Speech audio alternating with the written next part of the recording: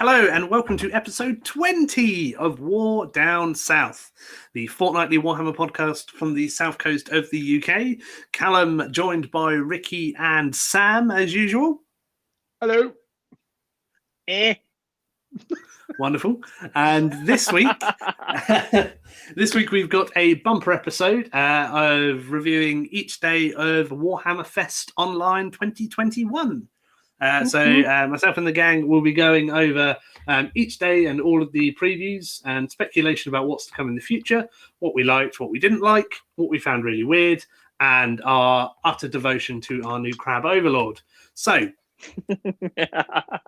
sit back, grab a stiff drink, let's party.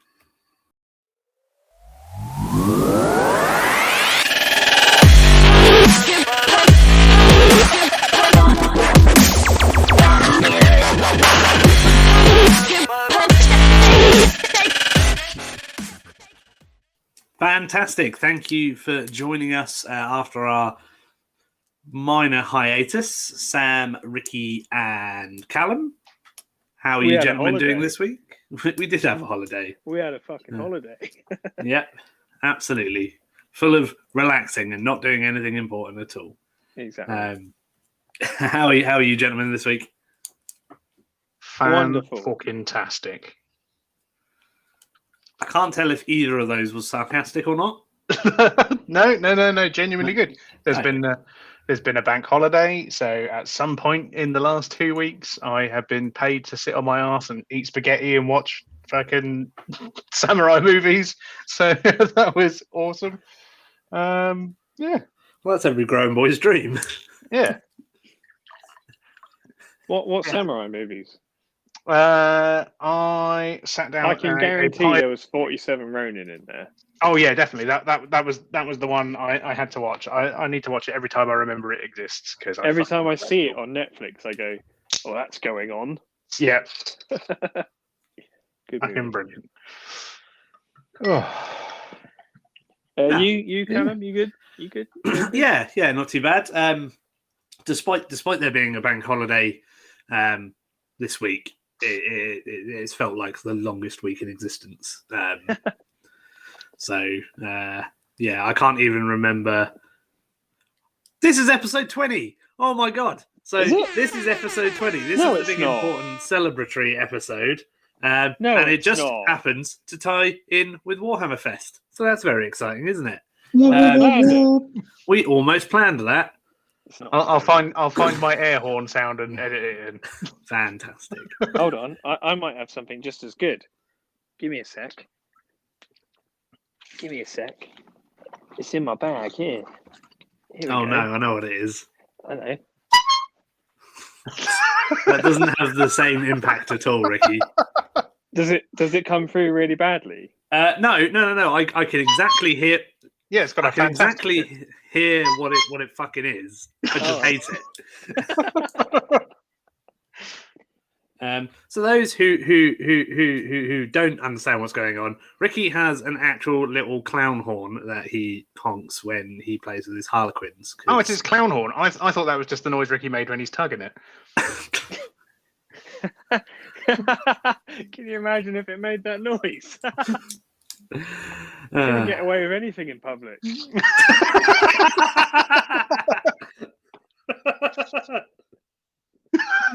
That's the only time a masturbation joke's been genuinely funny on this podcast. So good job. What hobby have you guys been up to in the last few weeks, Sam? I hadn't done too much until like the last couple of days. I've been really busy with work, and then I had a couple of days of nice and quiet, so I managed to sneak in some extra hobby. So in usual fashion, I've distracted myself again with something else. So I've literally on the table next to me there is the last squad of militia that I need to paint for my traitor guard. There is 10 guys left until there is a full 2,000 point list fully painted. And so I went in the cupboard and dug out my Grey Knight case and started painting something else. So yeah, I started work on the Dread Knight Grandmaster that you built, and has been languished in a box for what must feel like millennia in hobby terms. Just basically decided I've been painting dirt and grime too long. I needed to paint something clean. So yeah, dug them out, and then we got a little preview that they might be on the way at some point. Yeah, that was really a good way. Really good way to end Friday's preview, which we'll be talking about in a bit. Got me very excited. So that's great. What about you, Ricky? Is that because of some blue boys? Was it? Blue boys and a big red boy. Yeah, that's it. The two most important things in my life. I've been doing a fair bit of hobby, but it's not something I'm going to really talk about because it's a bit of a secret. That's all you're going to get from that. But we had a game, obviously. That's cryptic. Yeah, that's all you're going to get. So we obviously had a game last weekend, which was quite cool. We did. With the Rumble. And because of that, I've turned my focus back to my custodies, which has been quite cool. Yeah, boy. Because it's actually only the second game I think I've played with them. It's been pretty cool. Like moving my focus back towards them and putting some bits and pieces together and rewriting their list really to bring it, because it was against your Drukhari. Obviously, they're a bit of a, what do you call it, in the mainstream at the moment. They're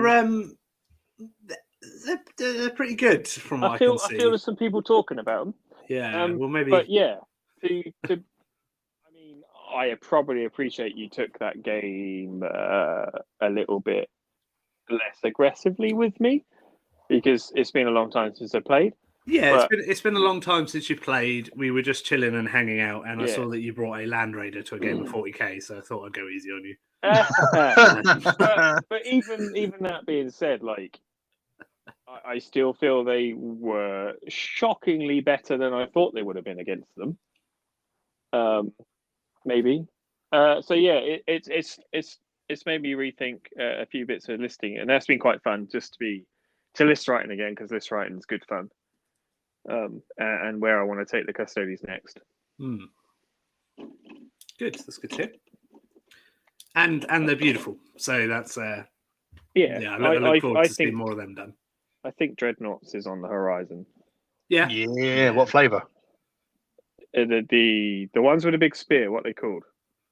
The Galactic? I think that's the one with the shield. No, that's the one with the shield, isn't it? I can't remember what the spear The other one. I was really torn between the two. I didn't think they were as good as they used to be, but I think they're now better than they used to be. So I actually had a proper read of the book, which was quite good.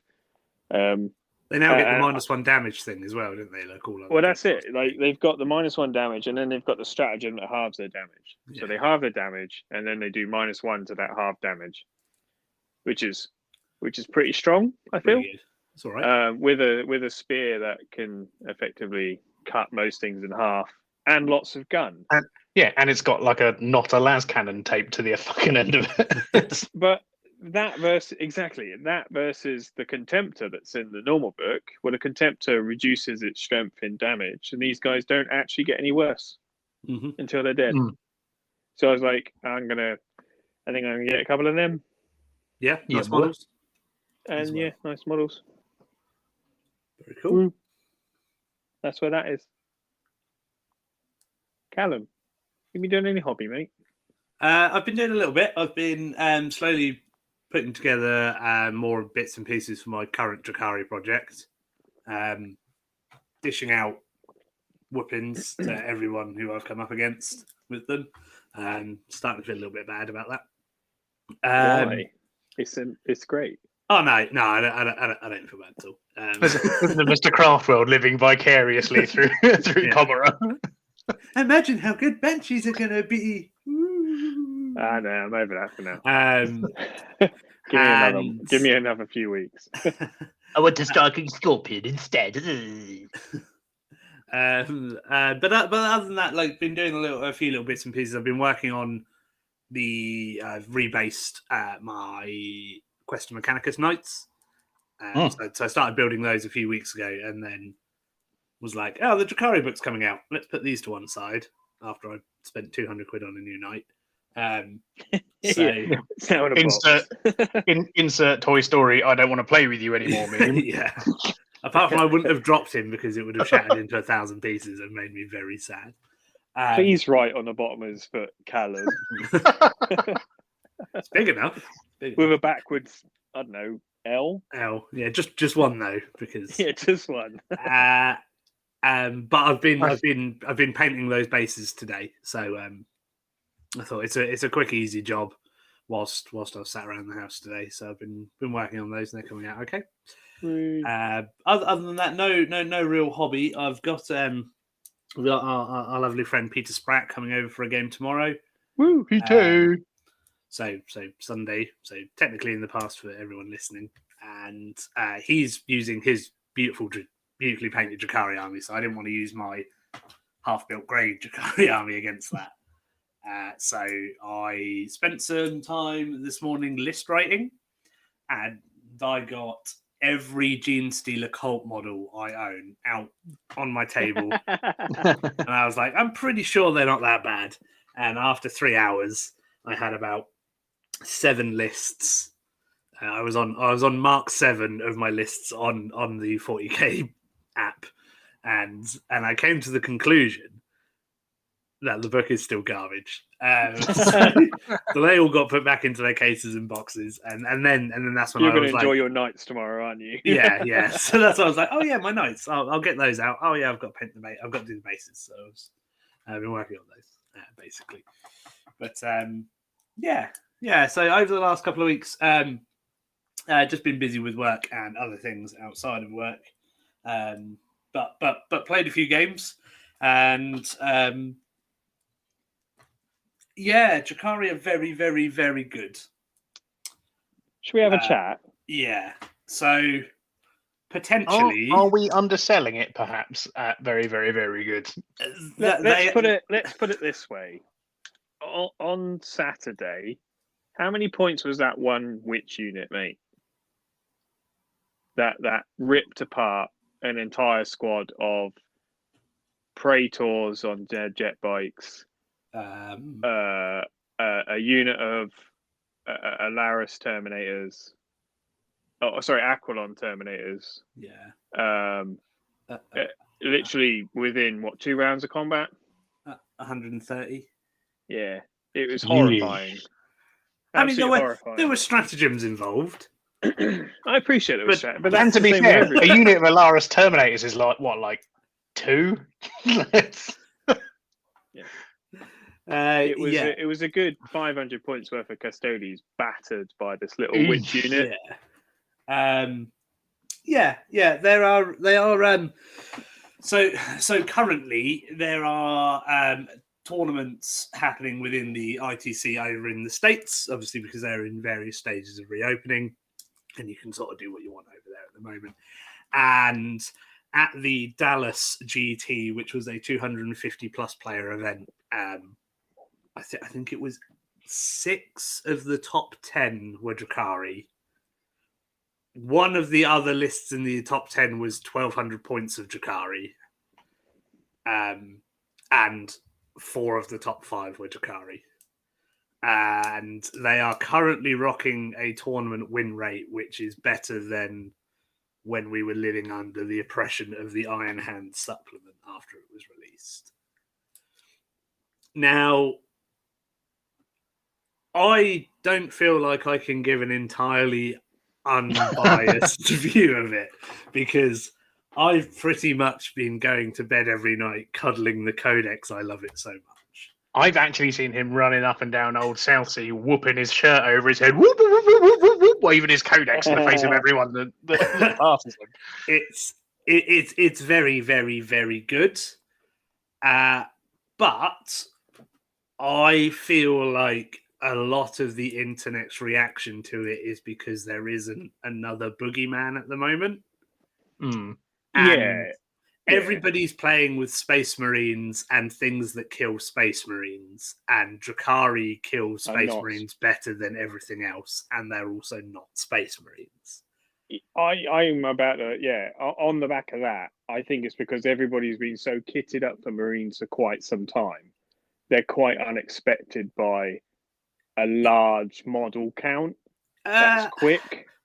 Yeah, I mean, and has a bunch of tricks. I feel like there could be points adjustments in the book. A raider could probably go up 10 points and still be perfectly usable. Most Drakari players are putting 10 points of upgrades on their raiders anyway.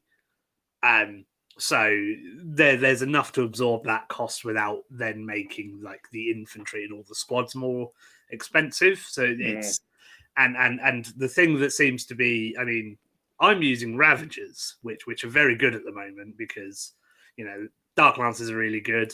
I'm using Cabal of the Black Hearts. Every time they shoot, they're getting a reroll to hit, so that's nice and consistent. But the competitive lists that are just curb stomping, you know, 7 wins out of 8, 8 wins out of 8 at these big American tournaments, don't have any in. They've just got like 5-6 raiders flying around, and you don't see Venoms anywhere or anything like that. Just because the raider is just so efficient for its points. So I feel like they could certainly go up a little bit, just a touch. Like 100 points with the 2 upgrades is fine. I would feel maybe for the Grizzly trophies and the chain snares, but considering what those chain snares actually did to that vehicle, I think you were pumping out about. What do they do these days? 4 or 5 attacks at strength 7 or something daft like that. Well, so the really good thing about like 8th and 9th edition is that vehicles can interact with the game completely different to how they used to, because they've got weapon skill and toughness and things like that. So they almost act kind of like a dreadnought. So they've got like a bunch of attacks that hit on 4s because Drakari vehicles are supposed to be covered in, you know, crew and pirates shooting and stabbing at you as they go past, and they are used as fighting platforms. So a typical raider has 3 attacks that hit on 4s. They hit you with their blade veins, so they're strength 7. So 3 strength 7 AP1 attacks isn't actually that great. But for 5 points, you can have the chain snares upgrade, which, like, I feel like it should give you a different attack profile, but it just gives the model plus 3 attacks. Oh, that goes from to that's actually like pretty decent. Yeah, exactly. It's like 10 points, isn't it? It's 5 points. I thought it was 10. No. I was just a little bit sick of my rum. God damn it!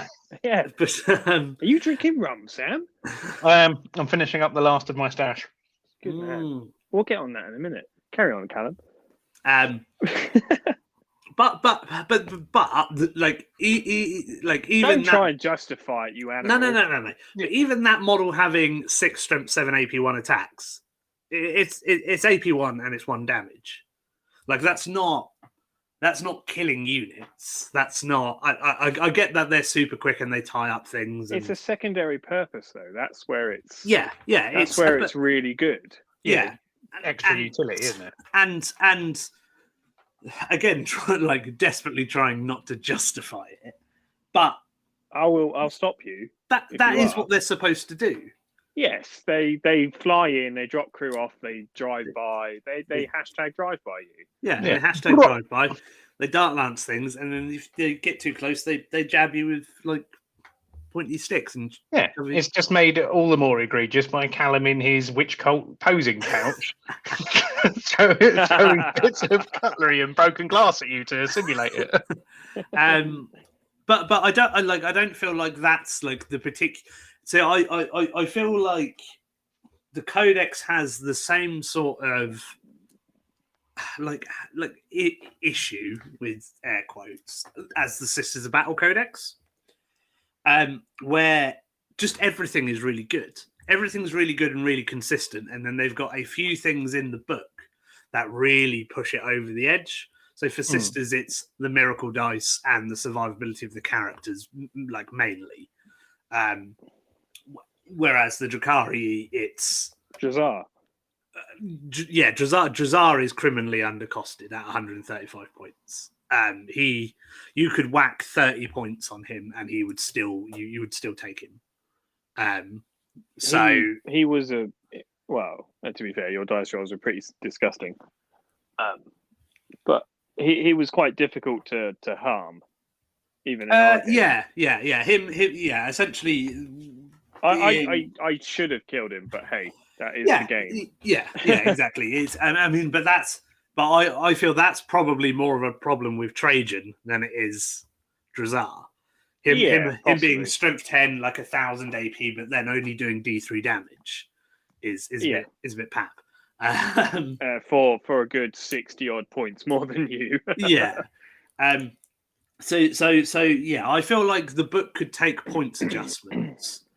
There's the succubus combination of the razor flails and competitive edge, which will hopefully be fixed when the Book of Rust FAQ comes out, because having a model that generates infinite amounts of attacks until you die is silly.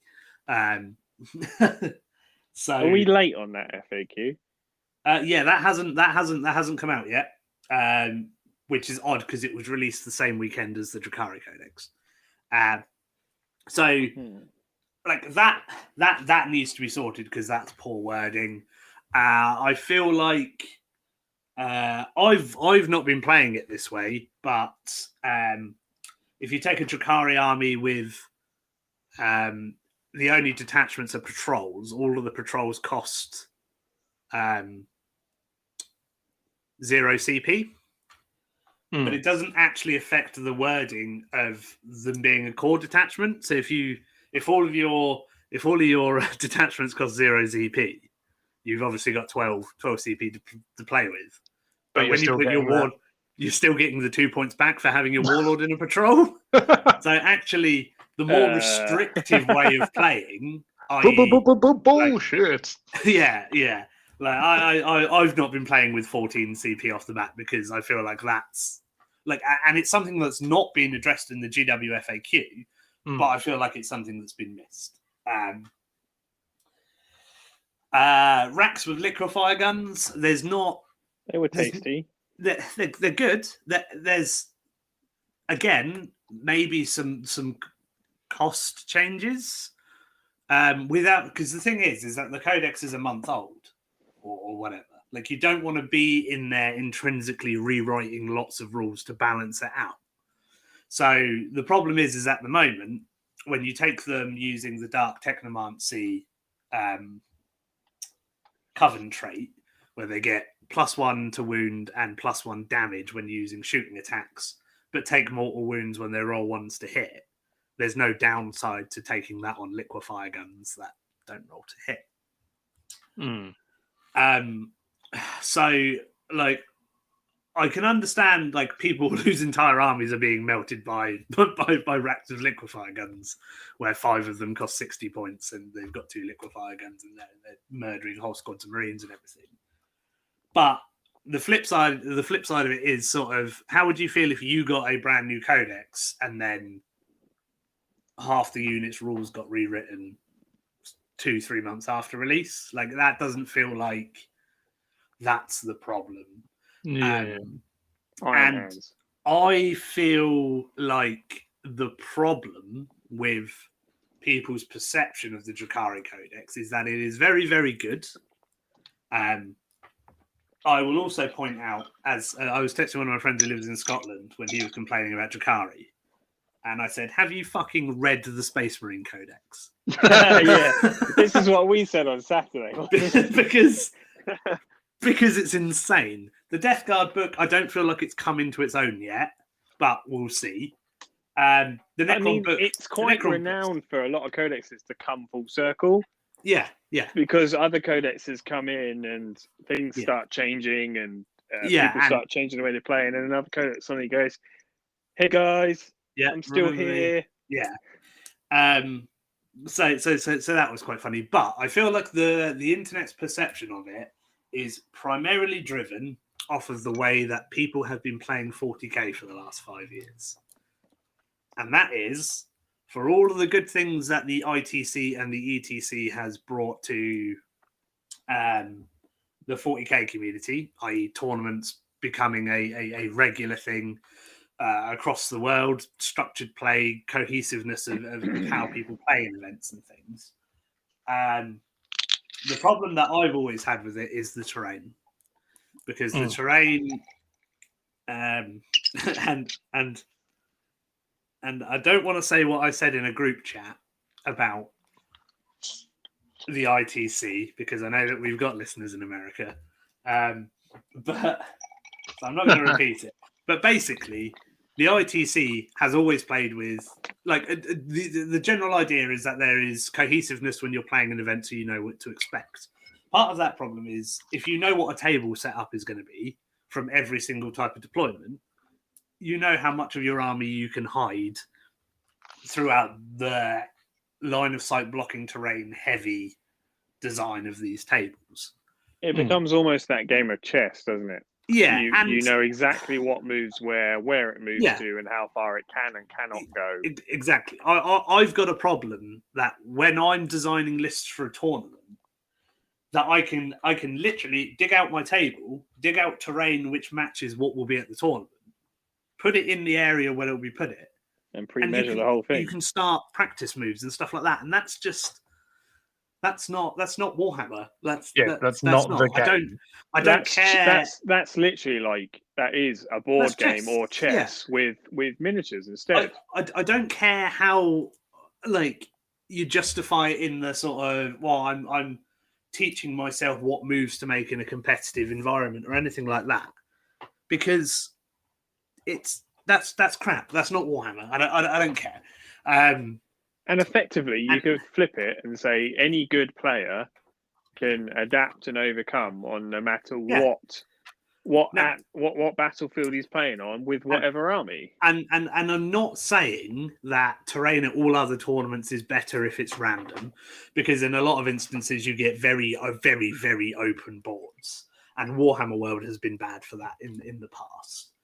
But like, the ITC events and those sorts of lots of line of sight blocking terrain, you know, the Nova L's, the big buildings that are in the middle of the board, and a couple of other line of sight blocking pieces of terrain, have cultivated an environment where hard hitting melee infantry is king in 9th edition. And what do you expect? What did you expect to happen? I mean, we saw what the Marine Codex could do. Like, White Scars dominated the meta when at the start of the edition, because they could run up the table unopposed on smaller boards, jump from terrain to terrain, and just murder people with Blade Guard and Vanguard vets and all that nonsense. Well, yeah. I mean, it's like you say. What did they expect? Like, the one thing Drukhari have always been good at, like, if you saw Drukhari across the board from you, like, that's going to hurt when it gets here. Yeah. But if you mask off like a quarter of the fucking board, that they're gonna get there and it's gonna hurt, and somehow people are surprised by that. Yeah, it's Harlequins were the same. Yeah, it's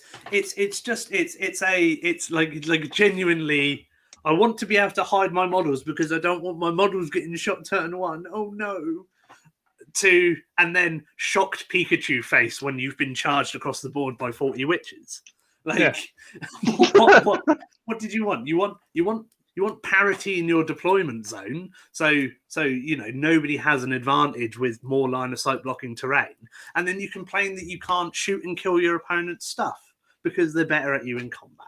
So I've just like I've had enough with people being salty about. But it's not poor game design. It's not poor codex design. The codex is very, very, very good. It is very strong.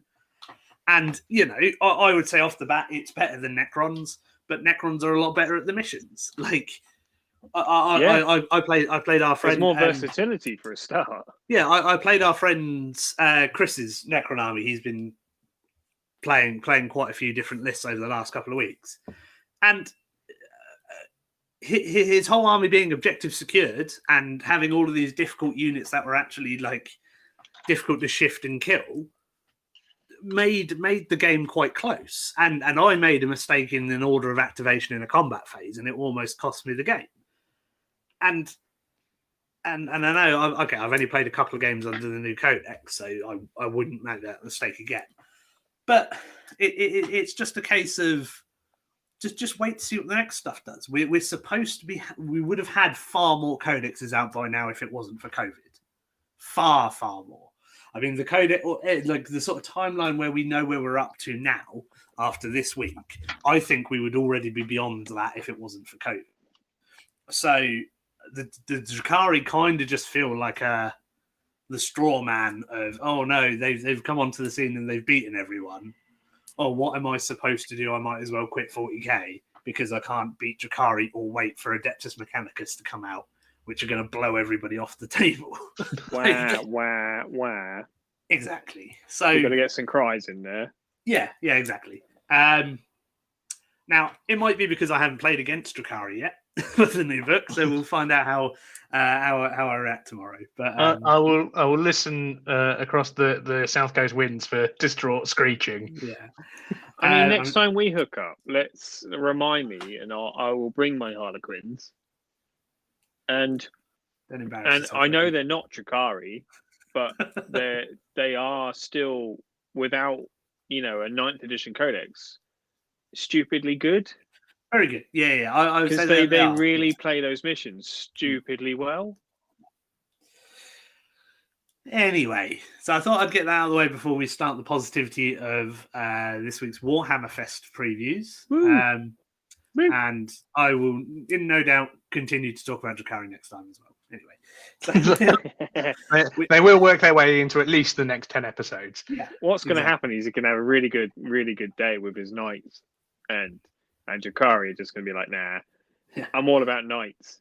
Let's talk about Imperial Knights. I'll put the Drukhari away with the other Drukhari army. Yeah, and your knights sit there going, yeah. That's right.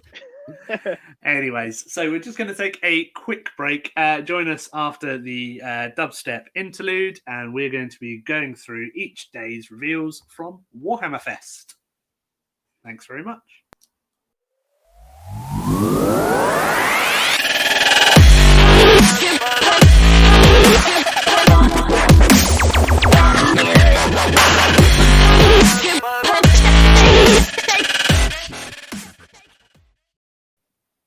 Fantastic. Thank you for waiting there. So, Callum, Ricky, and Sam. So, we're about to go over the 6 days worth of previews from the Warhammer community team on this year's online Warhammerfest. What was funny about that? I can just imagine someone's going, 6 days. I'm turning off now.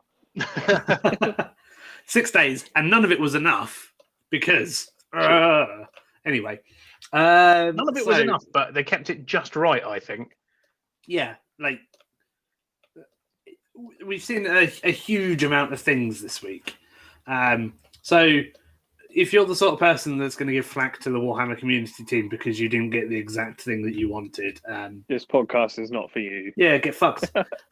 So let's get rolling because there's a lot to cover.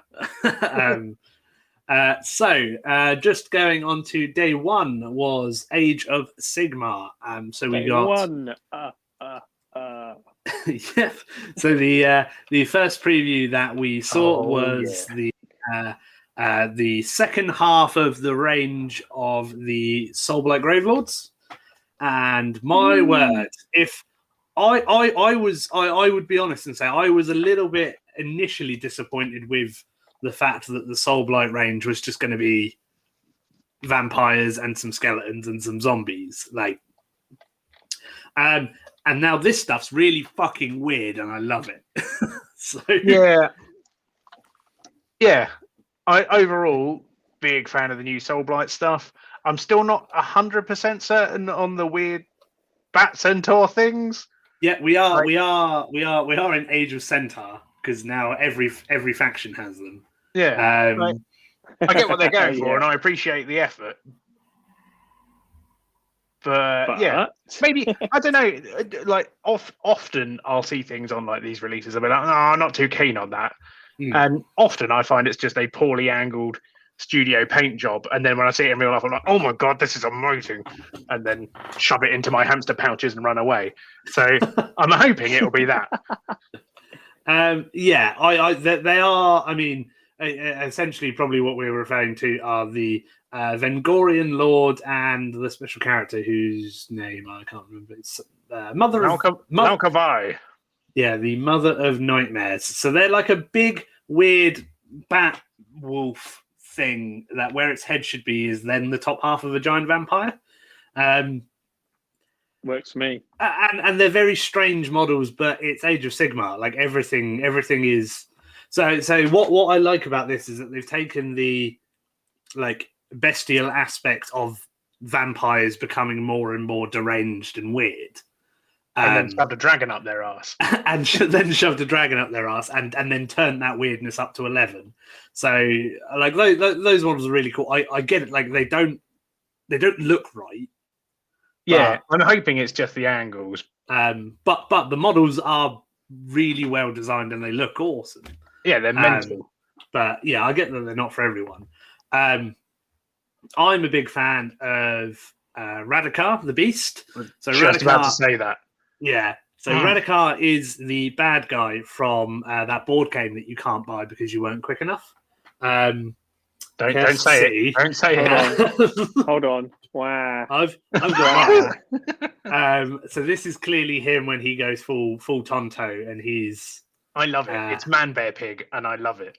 It is from South Park. Just a great looking model. Like he's got two of the little like vampire ghoul things that are in Curse City as well. That are actually just going wow on the base. that are going wow, and one of them's got a goblet that he's filling with blood and entrails. I'm going to take that as tears. That's tears of sorry. But just a great model. But my favourite has to be the old lady vampire sitting side saddle on a wolf. Yeah. Mainly because like where it's got like the big hat and it's wearing 3 coats. It reminds me of the grandma from Knives Out, where she's like this little old lady who's just like wearing all of these different layers and doesn't say anything. Oh, I don't know that one, but to me, she looks like every, like little old lady that's interviewed live on the news that then says something really, really racist and they have to run away from. But yeah, like that's a big wolf she's riding. There's another wolf on the base. Like I like this weird, like Eastern European, like faux Ottoman, like Russian. I'm digging the Cossack vibe that's really snuck into the vampire range. Yeah, you mean the Kislev vibe? yeah, kind of. Yeah, which is great. New direwolves. They're nice. They actually look like dead wolves now instead of giant-headed. They've failed on the whole direwolf front for many years. These are fantastic. I don't actually have a problem with the current direwolves. It's just that they don't look like wolves. They look like just inbred hogs. Yeah, they've got massive heads. But these look like they're in proportion, and there's some really nice details to them. Maybe the current direwolves were like a last salute to Gary Morley, just like massive fucking heads. Yeah, big hands. Exactly. They do have big hands. Yeah, there's some really nice details that sort of spread across this Soulblight range. Like I like that everything seems to be in the woods. Like they come from a big haunted that's where Twilight forest. was filmed, wasn't it? Mostly in the woods and on the beach. Please don't ruin it. But yeah, so there's a really cool aesthetic to the army. I feel, and yeah, those character models are wicked. I feel exactly the same about the vampire centaur thing. It's like I'm not. Like I get that it's a cool model, but I think I do need to see one. Yeah, I think it looks ace. I was just flitting back up the page for day one of Warhammerfest and stumbled onto the Sylvaneth guy that they teased earlier, and just realised that he literally has the big green flute that makes you tell secrets from that Mitchell and Webb sketch. Yes, yeah, possibly. Other than the Soulblight stuff, we saw a better look at that new Sylvaneth character, which is really cool. Like it's that model I'm not so keen on. I'm not a fan of the weird bug hatchlings it's got on its hat or on its back banner thing. It seems like an odd place to put them. Yeah, I just but I mean the first thing I thought of when I saw that model is like, oh, I want to turn that into a big Urian Rakath with a big flesh coat instead of leaves. And have you done it yet? How old's the model's not out? The old Rakath model. So he came out with the 5th edition codex, so he will be over 10 he's years a bit old. Yeah, it's not that old. It's older. I suppose it's not compared to some. It's more recent than every non-plastic Craftwork model. Yeah. Oh, poor guys. No, I'm over it all now, guys. It's all right. I've come to appreciate that. Oh, the rum's gone. Fuck's sake. Gutted. Mine hasn't. Yeah. So, so an awesome range of models coming for the Soulblight. Again, I don't have an instant hate to these big weird monsters. It's a weird concept. Like, how do they it's fly? All really, but it's flamboyant as fuck, isn't it? Which is magical. So we saw a better look at the like Sam said, the Sylvaneth guy with the flute. That's really cool. We got a better look at the Slaneshi Demon Prince twin peacock demon things. All right, yeah. Which I have to admit that they look like I love those models. Yeah, those look awesome. Like the whole South Asian look that the more recent Slanesh stuff has got. Like these look like they're out of like ancient Hindu legend. Like I like that aesthetic. That's very cool. And all of the Hedonite stuff looks sort of like that as well. We got another look at the awesome Croak model, which is awesome. I just love, and the Witch Hunters, the bloke and his daughter with a massive stake crossbow, and just some nice random models there. But most importantly, continuing Age of Centaur. Yeah. So Destruction's Centaur is, we finally found out who Kragnos is, and he is a big angry goat man. To be fair, threw that one right out. I had no idea. We all thought he was elven. Yeah, it's like possibly elven. Like not really sure. Like what's? Yeah, my money was on that silhouette being something for like the Wild Hunt or whatever it's called. Yeah, 100%. That had to have been. That's been the whole wood elfy, that side of things, and I think that's 100% what they went for. Mm-hmm. Like when they were teasing it, but he is not who we thought he was. No, he is the undisputed Lord of Destruction, the Earthquake that Walks, I think was one of his cool names, and he's awesome. Big, he is pretty cool. Angry horse man thing, wicked details. I like that. So from what I could tell, like Croak was instrumental in like imprisoning him, and there's like a little Croak effigy on his base, which is like poorly hammered together. That he clearly. Yeah, I was going to say I like the little tiki thing on his base. Little Croak voodoo doll. Yeah, breaks its arm off every now and again. Ooh, but hate that frog. I like the sort of it's either jade or it's that sort of verdigris copper look to the shield and all of his armor. I like that it looks like knackered old jade. It looks fucking fantastic. I absolutely adore this. But yeah, big, just a huge, big angry model. Apparently can go toe to toe with Archaon, so that's exciting. I think I like the idea behind his history, his background. Like he's an old ancient race. He's the last of them or something like that, wasn't it? Yeah, he just goes around smashing other people's stuff. Like, I can imagine. I can imagine the Gutbusters and the Beast Claws, and the Orcs. They love him. Yeah, exactly. I think Gonna that's smash why stuff. Let's smash stuff with you. Yeah. Oh, That's a nice city you've got there. Be a shame if someone broke it. someone came and pushed it over. Yeah. Pushed it over. Kick some dirt at it. But yeah, so really, really cool model there.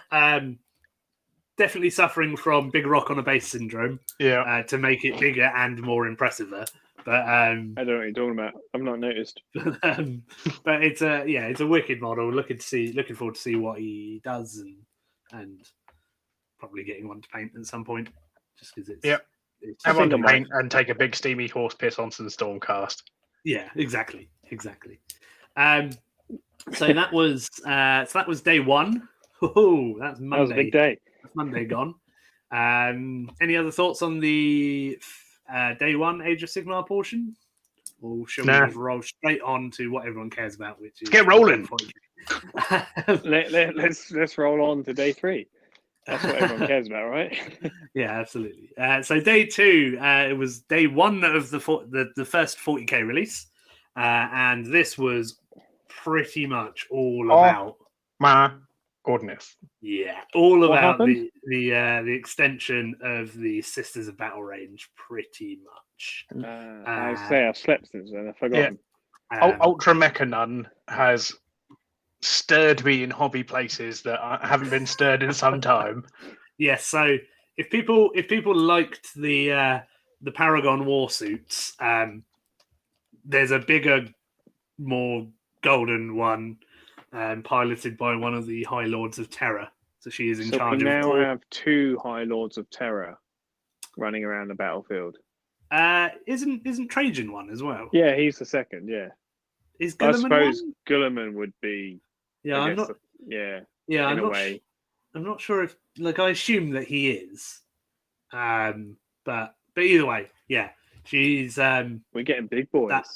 yeah, and I think that probably shows how bad things are getting for the Imperium. Yeah. We're going to press politicians into service. Yeah, I can't wait for them to do a model for the Fabricator General, who's just a building. Yeah, it's just the dumbest. Well, they brought the Imperial Fist back, didn't they? They were like, let's bring you boys back. Let's sit you at Terror, and everybody else, let's fuck off. Yeah, let's go smash stuff. That's what's going on. But yeah, this model, Morven Vow, Abbess Sanctorum of the Adepta Sororitas. Sorry, because you can't have female Astartes.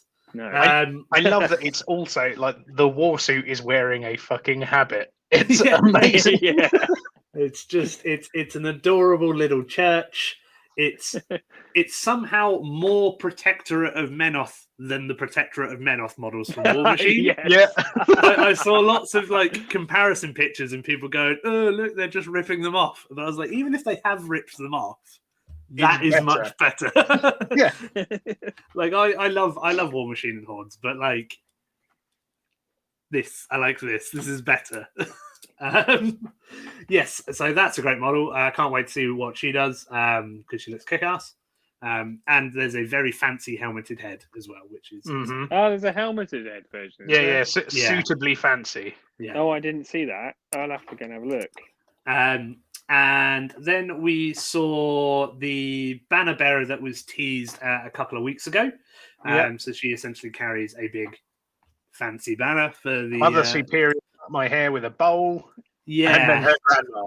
Yes, yeah. I love this pair. Yeah. They're fantastic. Yeah. Lady with a banner and then literal very old space grandma. Yeah.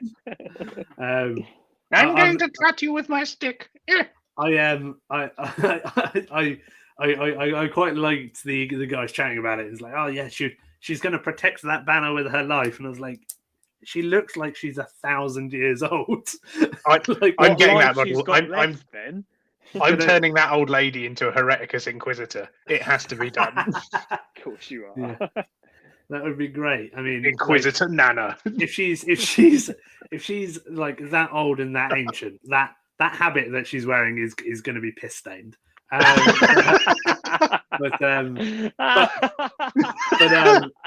I will paint it as such. Yeah, But that's like two very, very cool models. I'm not a fan of, I think, the paint job on the bare head of the banner bearer, but again, there is a helmeted version. It does look like that she's been painted with her eyes shut, just going, ah! Yeah, I'm generally not a fan of the Sisters of Battle bowl cuts.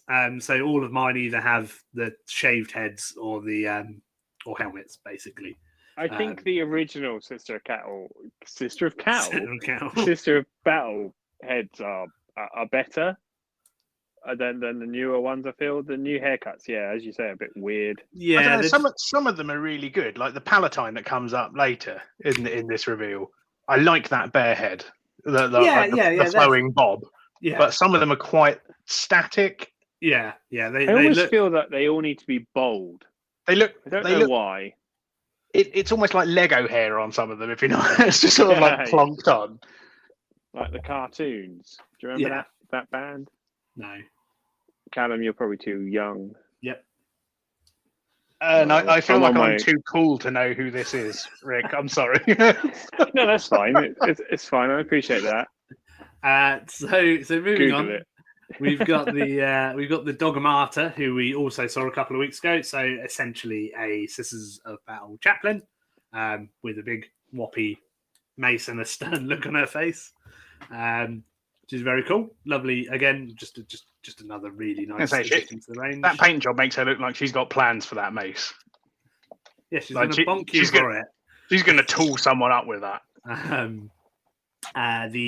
The Palatine, which has been out for a while now, which was in the PT and Pain box. I mean, once you get away from like the really, really fancy characters and stuff, it's just a Sisters of Battle in a running pose.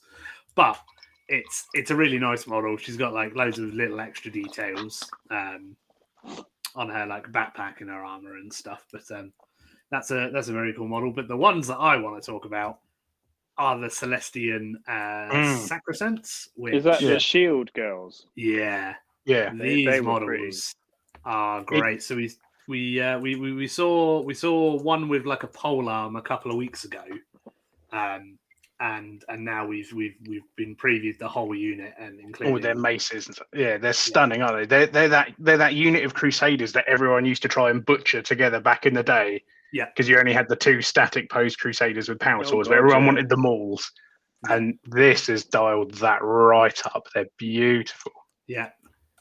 So when I saw these girls, like I suddenly thought that you can have a few of them, and then you can still mix and match Imperial troops, can't you? Like not in the same detachment, but no. So you can have like your sword and board custodies with them as well, and are those guys from the Horus Heresy with the shields and the pistols and stuff, are they transferable to 40k? The breachers of sorts? No, I don't think they are they? Oh, there's that dream. I could just imagine a whole Imperial army of shields and just like walking around with shields, just all walking forward like a bunch of shields, going nuts. The whole spear and shield philosophy wins battles, right? Yeah. Not sure they win battles against guns, but they've got guns. I saw. I mean, famously throughout history, no. Yeah. Then why would we be wearing shields in the 41st millennium? Because they're magic, aren't they? They have force fields and stuff. And then obviously a whole army of them winning.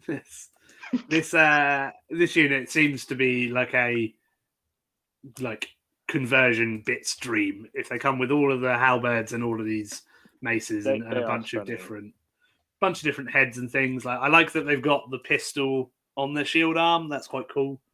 The stretch out poses and stuff like that were really cool. Yeah, kind of gave like a nice lightweight look to those shields as well, which is quite cool. Yeah, so they seem to have some sort of like power generator on the inside. So if you look at the one who's extending her pistol out, you can see like there's a glow on there. So almost like it's making it hover. Like the assumption is that it's a storm shield. Yeah. I hope that they're not just storm shields. I hope they do something different. I feel that they're not going to be much better than a storm shield, though. Yeah, just having a different rule would be nice, because Sisters of Battle currently, like, they have Don't access. do anything normally. Well, they don't have access. They've already got access. You can already have decent invulnerable saves on the units. Okay. So I feel like that's an interesting design opportunity for them. They do also fit with what Rick said there about not being normal. In that, why can't you just be normal? Just screaming nuns in the back of the car. Yeah. But so they're they're a great unit. I can't wait to add a bunch of those and a bunch of Paragon Warsuits, which were the last thing that we saw. Because look at them. Why not? Because look at them. They are dumb and I love them. Stompy robot nun. Yeah, Stompy robot nun. Little walking church. Like I'm all there for it. So new Codex of Sisters of Battle. Wasn't too long ago that they got their new one, but I don't particularly care because this is a 9th edition Codex, and that other Codex was for 8th edition. So it's not the first time you've done it. They did it with demons back in, I think, about 6th. Yeah. Open window. Last Codex of 6th, first Codex of 7th. I mean, the open window. Shit happens. Yeah, get rid of it. Yeah, exactly. I mean, Space Marines got one right at the end of 8th edition, and they got one right at the start of 9th edition. It's quite common. I think a lot of people forget this. Get over yourselves. Yeah, basically. Although in terms of Space Marines, it's their equal attention codex. So, you can't have a release for someone else without a Marine release. Yeah. Well, yeah, I say this through and through. And Phil Kelly, when he does his interviews, he says it. Like, they need to always start with them. I hadn't seen Phil Kelly on something for quite a while. He looked permanently surprised on today's There was definitely something up in the ceiling. Yeah, like there was something he was trying to get away from. Yeah, bless him. Yeah, he's a good egg. Yeah, he writes good stuff. An expansion on the current Sisters of Battle with all of these new units and characters. Very much looking forward to it. Hope they've taken the opportunity to make them relevant for 9th edition, because at the moment they just feel like one of the codexes that was designed for 8th edition that through a weird confluence of events is very, very, very good at 9th edition. Yeah, like they're not supposed to be there, but they're with the band anyway. Yeah, like demons. Like Chaos Demons shouldn't be good because their book is like 4 years old at this point. But for some reason, Chaos Demons are absolutely ridiculous at the moment. So, are they? I'm looking forward to that. And different ways to play Sisters of Battle instead of just the infantry being good. What else was there on 40k day one? The Nun Predator with a battle cannon on it. And a terrain set. Yes, yeah. Which is all the old terrain. Yeah, I know, but it's a new set because in one box. Yeah, because it's a new combination of things, so that's new. But it's cool. It's cool terrain. I'm sure people will complain that it doesn't block line of sight. Thank you. But we can make it block line of sight though. Yeah, because we can put like wooden boards over windows and stuff. Or you could just say that it's got the obscuring rule. Because you're an adult. Or controversial. I know, right? They weren't. Give all of those pints. Think for yourself. Careful. No. And the second book in the Warzone Caradon series, which is seems to be more on the Adeptus Mechanicus getting their asses handed to them, and the 40k rules for Bellicor and his mixed Chaos army. So I'm very excited about that. There's a picture of him. Done before, is it? No, well, no. But if there's a way to sort of pool different Chaos stuff, like for sure, that's quite cool. I think it's going to be very more demon orientated than it is marine, though. Possibly just because it's him. Yeah, I mean, I feel they're always more demon, more Chaos Marine orientated with a splash of demon. I'd like to see it more demon orientated with Smash of Chaos Marine. Yeah. I mean, there's a picture of him fighting some knights, and obviously he's very tall. And there's a squad of like word bearer terminators with him, and some cultists behind, and some demon engines and stuff. So maybe just a way to run. Probably be a one of the legendary formations. With where that lets you mix all that stuff together. So that's very cool. More stuff like that, giving stuff to the game is always good. I don't care about rules bloke because I buy everything and read everything. So that's where we're at. So very exciting, giving us a little tasty taste of things to come for 40k. So the assumption is that we're getting the Adeptus Mechanicus next. Because that book was previewed a while ago, and then Sisters of Battle, and then something else, which we'll talk about a bit later on. But, so that's day 2 out of the way. We'll take a quick break, unless you guys have got anything else to say about the 40k reveal. No. Perfect. Dubstep break number 2. Stick around.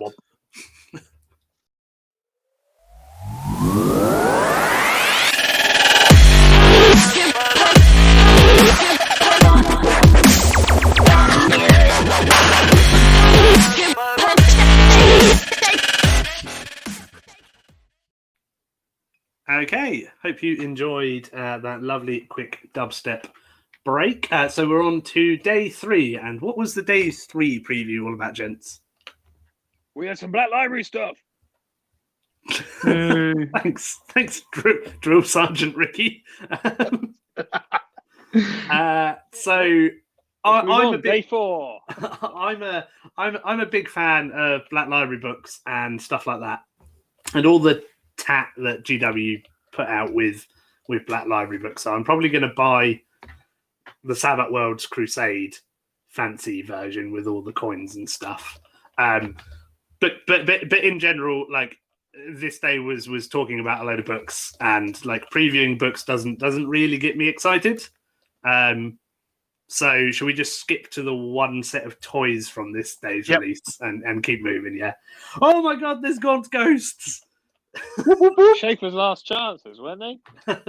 No, Ricky. Oh, damn it! Sorry. The other almost identical idea. Yeah.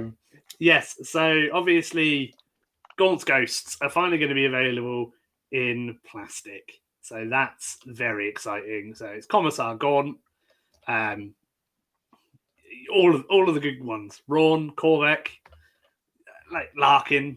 Even white guy. What? Looking in their big coats, like completely different guard models to everything else that we've currently got. The scale of them is actually really good. To be fair. They look quite beefy. Yes, yeah, and and the human. It's really difficult to say the human side of them, but, like compared to say I don't know your Cadian versus what these guys look like. You can generally, I don't know, the scale feels so much more correct, and the human side of them looks more better. It just looks better. Yes, yeah, these are better models than Cadians. And Catjans and Talons and I mean to be I don't Talons. See. Yeah, I don't think these are better than Vestroyans because I love those old Vestroyan models, but the Vestroyans were cool. Yeah. But the I lost my train of thought. Good. These are really nice models. I keep thinking about a Drill Sergeant Ricky action figure that has like loads of phrases like "I'm gonna read books." He's got you guys watch Family Guy, right? No, it's the news reporter. Oh right, okay, all right, yeah. All right. Oh man. But anyway, so Gaunt and the Tanith, awesome models, really great, completely different to how you normally envisage guardsmen. Just wicked good models. Yeah. They look like capable guardsmen. Yes, I mean they are fairly capable. They That's don't why look like cannon fodder. That's why there's like pretty 50 much how books we- about them. Yeah, I mean, exactly. So they're definitely different to how we envision guardsmen. Yes, yeah, that's true. Yeah, so just a great range of models. I didn't quite catch. I don't think they said they would be limited release. But I think Just get in there quick, yeah. obviously I think you would Avoids the wire. yeah, if you want them, buy them, because it may be a while before they come back into the rotation of production if they're not splash release. And if Have you I don't upset get anybody them in there? time, I'm sorry, it's not worth crying about. Yes, spot on. Good job, Ricky. Get out of There here, you go. day 3. That was yeah. I mean, like I said, I love Black Library books, but talking about books that are coming out that you can't really read a synopsis of because then it will spoil the book. And Not- there's nothing visually that Yeah, you can look at. it's just some book covers. But very cool. Yeah. Gaunt's Ghosts. I'm excited. I'm quite into my Black Library books at the moment Hmm. since I discovered Audible. Yeah. And so yeah, I'm excited. To be fair, the only thing that I will say is that they have previewed the next Siege of Terror book, and it seems to intimate that it's going to be the White Scars counterattack on the spaceport. Ooh. Which, if Jagatai Khan doesn't ride a rhino in that at some point, I'm going to be very upset, because that's one of the iconic bits of like heresy lore that definitely needs to be envisioned, because it's Jagatai Khan driving around on top of a rhino, whacking things with his big sword. So yeah, I'm excited for that. Anyway, that's day 3 out of the way. Time for day 4. I do think we need to come back to Jagatai Khan riding a rhino a little bit later in some podcast episodes. Yeah, I mean that's one of the like iconic stories from the heresy, isn't it? 100%. Like, 100%. Anyone riding a rhino is it's almost like riding a crab. Oh, I topical. mean, On to the most important release. like it's a rhino. It's a tank, but I get what you're trying to do there, Ricky. Did you like that? I didn't actually. You're a dick tonight. I'm a dick in general, mate. So day 4, the best titled day, boxed games. So sort of everything else that we don't have a specific name for, we just sort of jump under today. So we got previews for Underworld's Necromunda and Aeronautica. Crab. Let's talk about the crab. There is an entire Underworld's warband devoted to an under the sea, cracked up Sebastian battle crab. Down here it's better, 'cause it is wetter. Take it from me. Okay, we're taking away Ricky's rum privileges. Yeah. But that should be the next interval over and over again. I can make that happen. So it's the next preview of the next warband for Warhammer Underworlds, which is the Ideneth Deepkin, Elethane Soul Raid. I don't do Elvish names. No one's going to remember the name. It's just the crab box. It's basically it's some really, really beautiful Ideneth Deepkin models, but they are all overshadowed by the fish and the crab. I love the gurning fish. It's literally just floating there. Underbite. But I see the crab. I think like this is one of the things that GW know what they're doing when they design that model. Like they know, Not fucking stupid. No. they know when that goes out on the internet. Yeah, they're Everyone's- like, Curse City, release the crab. Exactly. It's the like just overnight. So this was what day 4. So this was Thursday. Like Thursday into Friday, all of the Warhammer groups that I'm in and stuff like that were just full of memes about our new crab overlord and everyone being excited about the fact. Did you see? crab Did you see people. Eddie Eccles on Twitter when he said about the next Underworld's like GT, and he just put this big picture of like a crab infestation on the seabed. It was like, this is what you're going to see. I was just like, it was brilliant. One of my favourites was a picture of the next Broken Realms book for Age of Sigmar, and it's Broken Realms Crab Knots. Just a picture of a crab, and yeah, like it's one of those things that's instantly memeable, and that's the only thing that has any relevance in our culture anymore. So I love it. 100%. The three actual Deepkin models in the kit are really nice. They follow the same, but they're not crab and fish, mate. But they're not the crab and fish. I'm definitely going to turn. I'm waiting for the Black Library detective novel series, Crab and Fish. Like Sharky and George.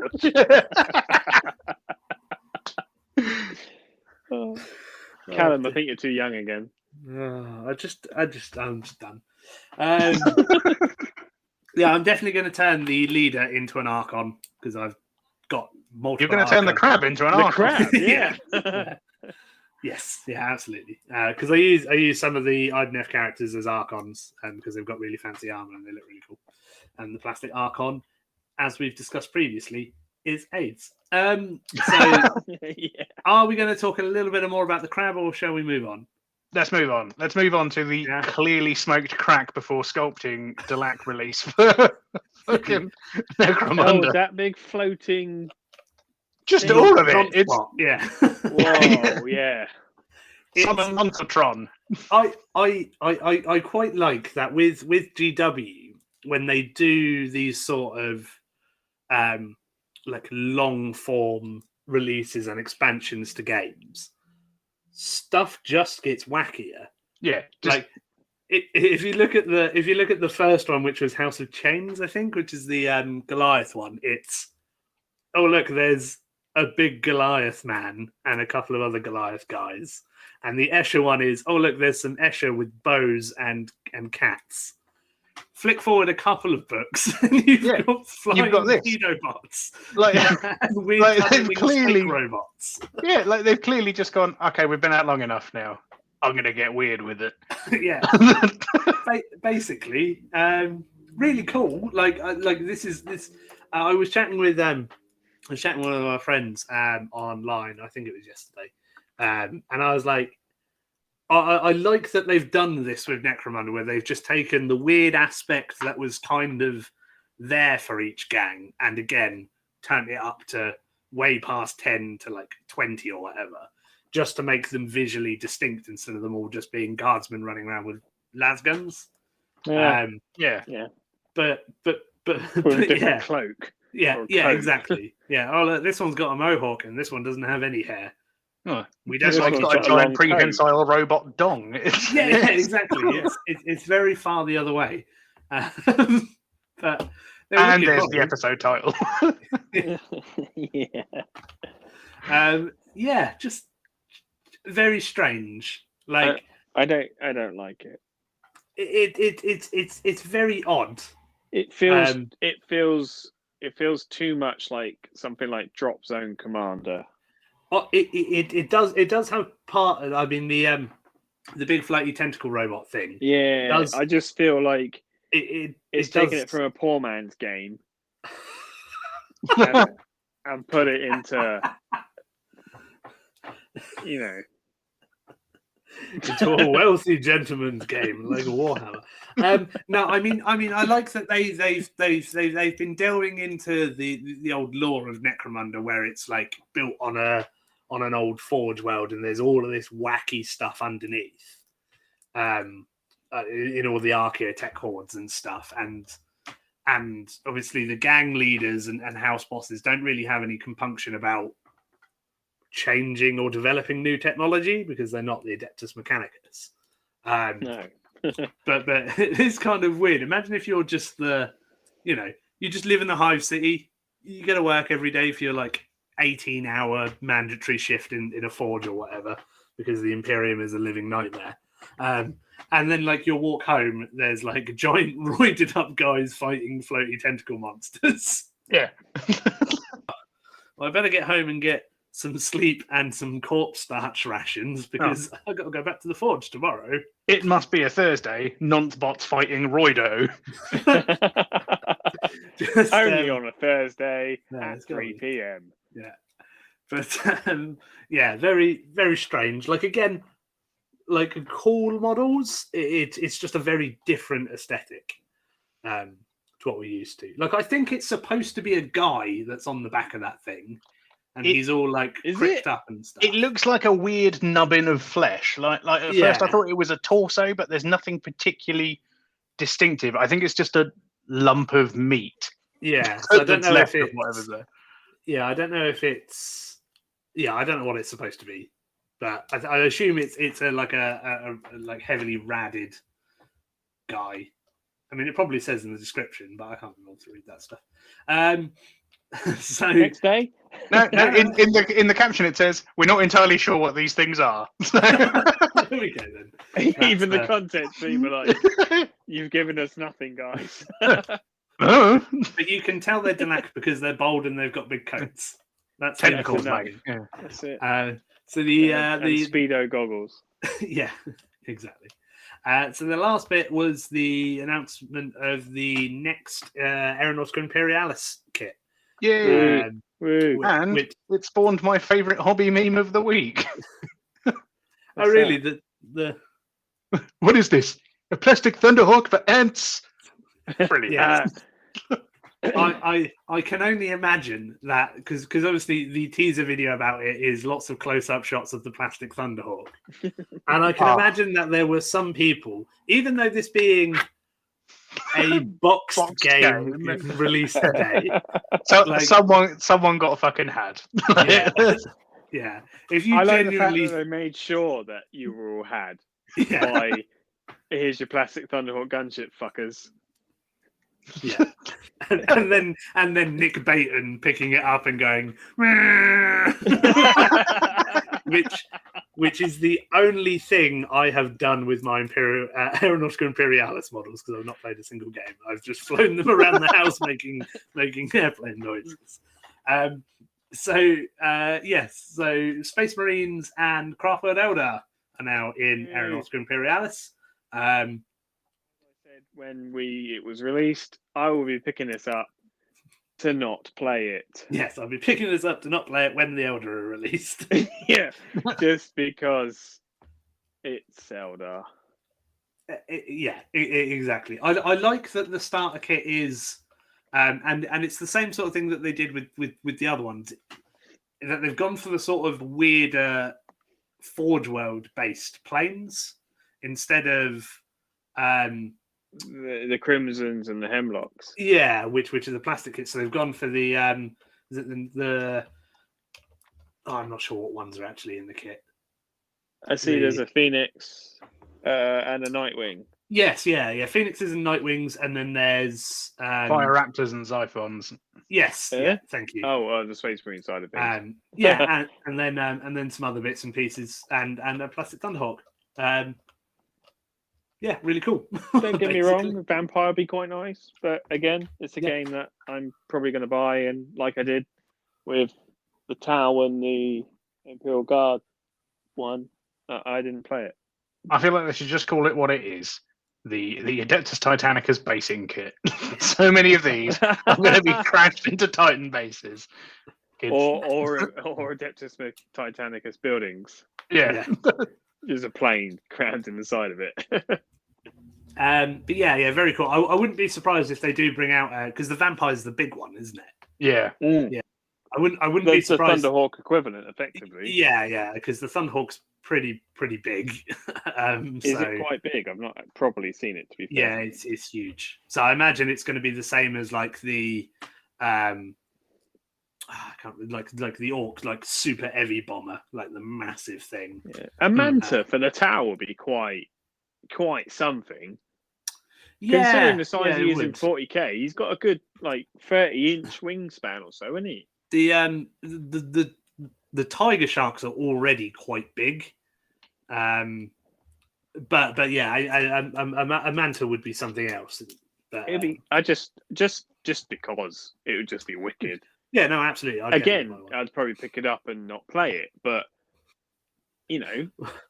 because we were talking about it when this was released, and I was like, oh yeah, I've got like multiples of everything that's been released for the Tau, and then someone reminded me that I've also got an Imperial fleet at somebody else's house that I've never even picked up from them. Do you even know whose house it is? Yeah, it's at Nick's. Oh, okay. He wanted all the Orc stuff, so we bought a couple of the original starter sets, and so I've got an Imperial fleet that I forgot about. So I'll get those at some point. Anyway, get out of here, Dave. yeah, so really cool. Next day?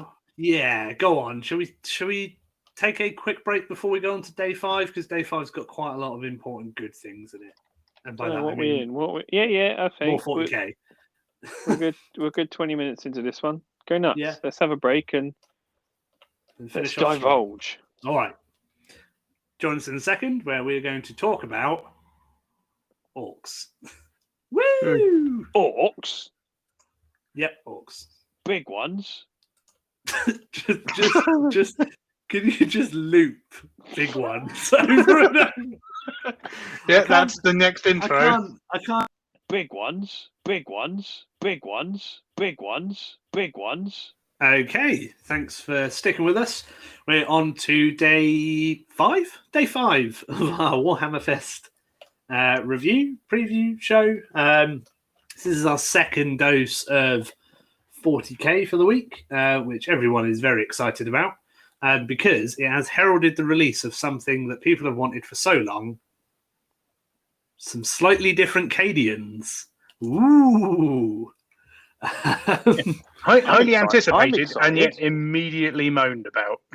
Yeah. Of course they did. It's the Warhammer community. So essentially, I got the gist that it's going to be an upgrade kit that's just going to be chucked into every Cadian box. I feel it's 10 years too late, though. Oh, it's 10 years too late, but 10 years too late. But they're nice. Yeah, they are like nice. like they're nice. Like, I get that the Cadian kit is really old, and like they are naff. But now these new heads and everything and guns are going to be in proportion. They're going to make the models look a lot nicer. Yeah, and most importantly, the upgrade sprue has a robot hand, so you can build Michael Ironside from Starship Troopers. Exactly. That is the only important thing in the kit. No, it's not. There's a head that I want for my custodians. Ricky, that head is going to be tiny on a custodian's body. Do you reckon? Yeah, I do. Is it the guy wearing underpants under his helmet? Underpants? Yeah, there's a guy who's wearing like a face mask under a helmet. Oh, I haven't noticed. And he's got like reinforced cheeks, but it looks like he's just cut a pair of holes in a pair of underpants. No, I've not seen him, but I feel like that needs to be part of the army now. Captain Underpants, to be precise. But yeah, basically just a whole raft of individual heads for guardsmen, and also all of the weapons that you can equip a squad they've with. Been crying out for God knows how long. So it comes. So now the kit comes with the grenade launcher and flamer that you can have, plus also the plasma gun, melter gun, and sniper rifle that every unit. I mean, we could be a cynic and say they finally made their money back on the plasma guns and melter guns from all the other veteran kits, so they finally released this. You could say that. You could say that. But that would be, that would be very cynical. Yeah, and yeah. But yeah, I mean, like some of these guard heads look particularly ragtag. Like I like that there is just the one who's got the ghillie camouflage on his helmet. Yeah, so he's going to stick out like a sore thumb compared to all the rest of them. My favourite is clearly Kyle, the elderly obviously. Indian man with the playing cards in his helmet. Yes, yeah. But they're both aces, so that's pretty good. So yeah, if it's just going to be chucked into every Cadian box, like fine. Like I don't have problem. It makes that sea of exactly the same looking guardsman look slightly different, and that's fine. basically. I mean, you're going to have to go and buy lots of Cadian boxes to actually finish your Cadian army. Yeah, but I don't care about Again. people who've already got stuff. I care about people who go out and buy things. Yeah, it's true that. And we got a little sneak peek video of what I assume is going to be the next sort of like 2 faction box. So it was called Fire and Magic, which seemed to intimate that it's going to be Thousand Suns versus Grey Knights. So mind bullets. And in the all of the mind bullets. And if you played a game of 40k, but if you played a game of 40k between those 2 factions at the moment, the Grey Knights definitely win. Because it's always unfortunate whenever it comes to Thousand Suns, isn't it? Like you're just not very good at what you're supposed to do. Yeah, no. Everyone else has slightly better mind bullets. Yeah. And I would assume that there's going to be a new Castellan Crow model to lead the Grey Knights, as he's mentioned in the article. So that would be cool. So I'm looking forward to that, and hopefully there'll be a new Thousand Sun Sorcerer model, because you don't have enough. Because there aren't enough of them. Well, there's like the Exalted Sorcerer kit is really nice, but you can't really do a lot with it. There are those 3 poses, and that's it. So I'm hoping that we get have like a single sorcerer as a troops choice, and that's what I want. If anyone's noticed the fact that Callum calls it he's an avid Thousand Sun fan, and he feels that he needs, new model love. Anybody who's listening knows that I'm pretty much a fan of everything in this game, apart from Craftworld Elder, and that's about it. Space Wolves. It's true. I don't like Space Wolves, but there's Space always Wolves time. Can get fucked. No one likes Space Wolves, mate, unless you're a Space Wolf player. Yeah. So was that it for 40k? That was it. I think so. Yeah, that was it. Let's move on. Yeah. Day 6. Then count. Of course, we got to see the full preview for the new Orc Codex, which includes a new army box for the Beast Snaggers, which just looks incredible. I assume that it's following the same vein as the Sisters of Battle preview box, so this will be out slightly earlier. By now, avoid the wire. Yeah, exactly. And just before we go into all the units, the 2 gents on the stream, Adam Troke and Eddie Eccles, went to painful steps to say nothing in this is exclusive apart from the cover art on the Codex. And the Codex and the rest of the models will be out separately almost immediately afterwards. Please don't piss your pants because you can't buy this box. Do you know what if they turned around and said, please don't piss your pants? Yeah. Oh, that would be ace. Just someone would still piss their pants. Oh yeah. Well, yeah. I mean, immediately after, people in the Twitch chat crying that it's an exclusive box, just tearing their shirt off in the rain, screaming at the sky at this imagined slight. But good lord, these models are ace, aren't they? Oh, yeah. They are wonderful. They are wonderful. They have a proper snake bite. Yeah. I don't know. They're just so good. Most importantly, they brought Ratwort Snagger. The one thing from the questions that we had a couple of weeks back, what old character would you like to see again? And I said the hair squig guy, and he's back, and the hair is stapled to him, and I love it. It's almost like you knew. But we won't go into I can neither confirm nor deny. We won't go into that. I did not have relations with that squig. Yes, Sam only uses his time travel powers for evil. But so the Beast Snag is just like, this is how Orc should look. Like I like the normal Orc boy models, but like these are bigger and better and new. I think it's the better posing. Yeah, absolutely. Like, because the Orc boy models are actually really good. Brian Nelson did an amazing job with them, didn't he? Like, they're and fine. they stood the test of time for so long. It's just, They have. just their poses have not stood the test of time.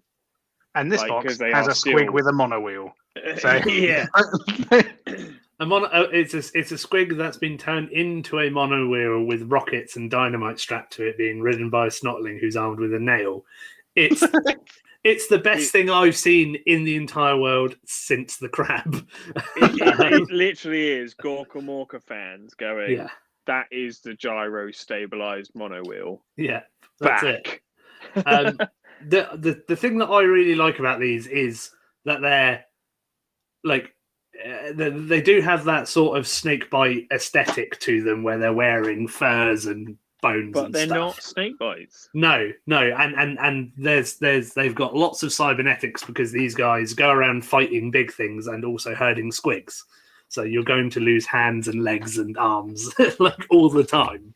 So I like that brilliant. weird combination of squig, orc, and technology. And I have literally just noticed that one of the squig riders is doing a wheelie. The one on the far right is it doesn't have any back legs. It has a rear wheel. He's just doing a wheelie on the squig, and that's amazing. They all look big and hench. The squigs look great. The actual boys look incredible. It's literally everything I wanted from a new orc release. And apparently it doesn't invalidate anything in the new range, in the current range. These are very much like the speed freaks. They can be put in any orc army. So that's so that's great. And just brilliant. And available in a battle box, like to start with. That's going to be ace. Sorry, I think Ricky's just lost his sound, so I'm being slightly distracted. But I can't get over how cool these models are. Basically, yeah, they're I don't need another army, but if I did one, it would probably be this. I definitely don't need a new army, but I'm going to try and buy this box just to have, just because it's one of those great things. And there's a squig made just for Red Button. It's just jam a big plate in its head and it charges into things. I'm very excited. So we're just going to take a very, very, very quick break just to get Ricky back in because he seems to have lost his sound. Back in a second. Big ones, big ones, big ones, big ones. Cool. So we seem to have Ricky back now, so that's great. I'm back. round of applause. So just in general, like I can't wait. I kind of hope that there's some more Beast Snagger stuff. And that's not just it. I kind of hope that we've got some like bigger squig vehicles and stuff like that. But more squig. Yeah. Are we talking of a gargantuan variety? Well, or similar.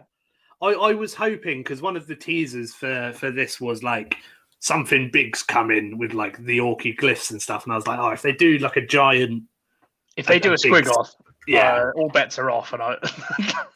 And but when they initially teased them a couple of previews ago, like the artwork showed like squigs pulling guns and things like that. So I kind of hope that's awesome. That'd be cool. Like an artillery piece dragged by like a squig. Yeah, exactly. And with nails and like motorized squig chariot things and stuff like that. That would be wonderful. So obviously that follows the announcement of a brand new Orc Codex. From the interview on the preview with Stu Black, he talked about they took the chance to just Stu Black, yes, to do what they've done with all of the other 40k codexes, pick everything apart, revisit every data sheet, and hopefully just breathe new life into all of this cool new stuff. But but also all of the things that people already have, or because I'm a big fan of all the Speed Freak stuff, and they're in a bit of an odd place at the moment, but like mixing that with this, like just I think it suits it quite well. Yeah. Being able to plug all this stuff into any orc clan is it was very sensible. Instead of making it its own little sub faction or anything like that, just being able for anybody to use this great range of models is great. I've noticed that one of the orcs in the box has just got, like, most of them seem to have sluggers and choppers, and then one's just got like a two-handed boomstick. Yep. Oh, I hadn't noticed. Yeah. I.e., big rocket on the end of a stick.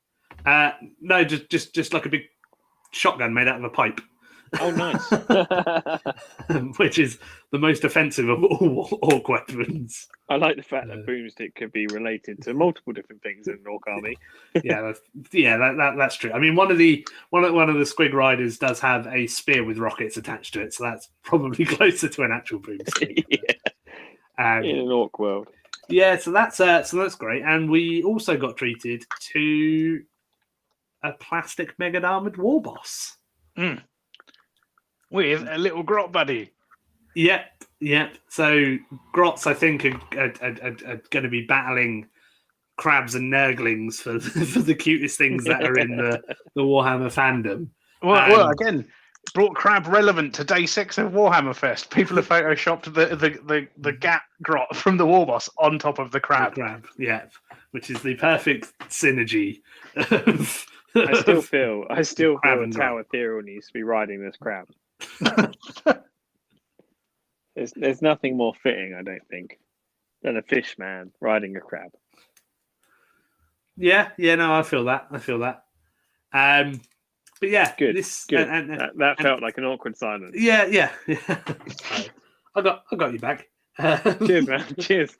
But an actual dedicated mega armored war boss model, because there hasn't ever been one. No. Because you just had to use Gazgul and like it or lump it. Even with the old metal one, when you had, was it Nazdred? Yeah.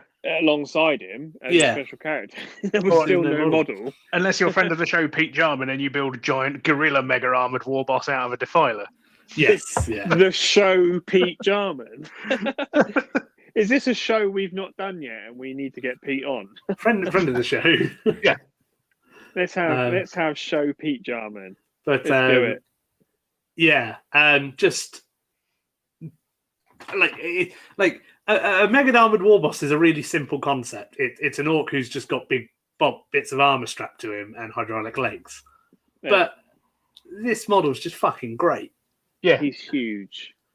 It's literally taken every bit of every cool knob kit that's ever been made and just mashed it together and then stuck a grot on I think top. The best thing about him is he's not in a mega armored orc static pose.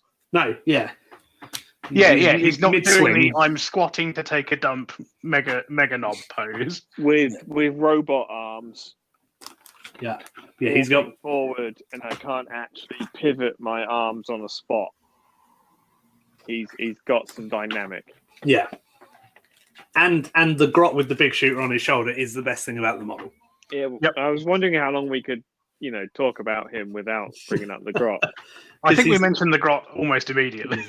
Yeah, and then I felt like we went into length about the model, and we came back to the grot. He's doing like a little happy hoppy dance. Yeah. I was just about to say.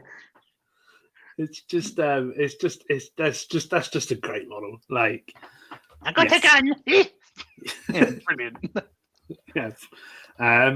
So that's great. I'm looking forward to seeing that. So, sort of recapping what we said earlier. So we were imagining that Mechanicus are next, followed by Sisters of Battle, and then Orcs. So that's all very exciting. And then Grey Knights and Thousand Suns would be the logical assumption. So we're hopefully that's not the only 40k codexes we get this year, but going at the current pace, it's about right. So who have we got left after, say, Thousand Thousand Knights. Thousand Knights and do. Grey Sons. After them. In order of importance, Genestealer Just to Cult. piss me off. Yeah, Genestealer Cult, Imperial Knights, Chaos Knights, Tau, Astra Militarum, Adeptus Custodes, regular Chaos Space Marines, Demons. We're quite Tyranids. We're literally tip in. Codex Zotes. We're literally Codex teasing the 40k woman here, aren't we? Squats. Space Marines again. Crew. Of course. Crew, the crew supplement to the Tau. Don't forget, yeah. And maybe Craft World. Then I Harlequins. think it's just going to be a sad face in a book. Yeah, then Harlequins, and then Craft World. All in time for Christmas. All in time for Christmas. Yeah. 2025. I think we hit all of the books. That there. wasn't where I was going for, but thank you, gentlemen. You're cunts. Yeah. That's why I love you. Yes. So yeah, there's still we've still got quite a lot to go. And because when I had this chat with you, it wasn't even that long ago. I think I didn't even realize that Space Wars had a new book. It completely slipped my mind that they'd even had anything whatsoever. So yes, yeah. That's why I'm more asking is, have I missed something? You don't know what's going on. Well, like all of the loyalist Space Marines now have a Codex / supplement. Apart from the Grey Knights, which obviously are going to be fairly soon. They're not like Space Marines, though, are they? They are their own book in their entirety. Yes, yeah. But I mean, like so like Blood Angels, Death Watch, Space Wolves, and Dark Angels have been turned into supplements and bolted onto the normal Marine. Okay, so they're already done. They're already out of the way. The only other thing that you can imagine is that they'll do the other 6 older supplements and bring them into line with the new codex. The older 6? The supplements from last edition. So, okay, sorry. Yes. That balked Imperial Fist abomination you were using. Remember that? Remember. Yeah. Okay. I sold them pretty much soon after. do you remember Do you remember back then when you tried and you just felt bad? I felt awful. Literally filth. Yeah, utter filth. Filth. So that was the that was day 5. Yeah. Day 5. So the second 40k preview. So we know that Orcs are coming. We know Grey Knights and Thousand Sons are coming. There's some Guard add-ons. And there's some planes. there's some planes. Yep. And that led us to Mystery Box Day 6. Where speculation abounded from, are they doing War Master? Are we going to see something to do with the old world? Are we going to see Battlefleet Gothic? It's definitely going to be Battlefleet Gothic. I'll tell you what. It won't just be Age of Sigmar 3 because that's not big. It's got to be a Primus Lieutenant. Sorry. Yeah, it's got to be Primus Lieutenant. Because I'm so glad it wasn't the old world because I had preemptively shoved fistfuls of Vaseline into my wallet, ready for GW to fuck it like a daytime hooker. I'm actually glad it wasn't Old World because I feel that needs more time. Yeah. Well, yeah. I mean, I was today, and I was like, I still don't feel it's been long enough because when it was previewed, they said this is where they're at the very first steps of the design process. So it's going to be a few years, but they'll keep us up to date. And that was sometime in 2019. So, I mean, I really hope that Old World is a War Master replacement. Yeah, I'd like that. I hope so. When you certainly shifted a new army, an old army. Yeah, that would prove you to be a very prude businessman. Good job.